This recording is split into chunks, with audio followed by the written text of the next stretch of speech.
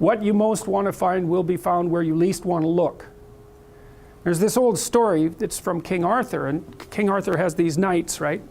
They all sit around a round table, which means they're roughly equal. That's what the round table means. And they're off to find the Holy Grail, and the Holy Grail is the most valuable object. That's what it means. So they're off to find the most valuable thing, but they don't know what it is, and they don't know where it is. But they know that there's a most valuable thing, so in some sense it's akin to them orienting themselves by the star. And they don't know where to look, and so what they decide is, they have the castle and it's the middle of a forest, and so each knight decides to start looking for the Holy Grail by entering the forest at the point that looks darkest to him.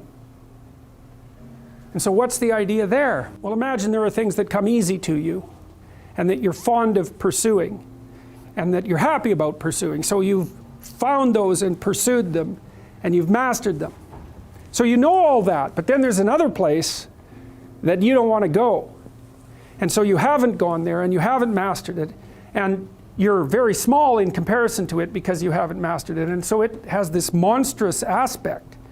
But it has, if what you're working, if what you're doing isn't working, it's where you haven't gone that you need to go. And so I can give you another example of this. So let's say you're an agreeable person. And so you don't like conflict and you won't stand up for yourself, and you regard anger and the proclivity to provoke and to engage in conflict as something that's positively terrible. It's not only that you're not good at it, it's actually that it's wrong. So that's where you have to go if you're going to learn how to stand up for yourself.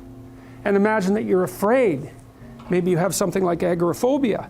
And so there's a whole bunch of things that you're afraid of, and you don't want to go there. But if you want to put yourself together, then that's exactly where you have to go.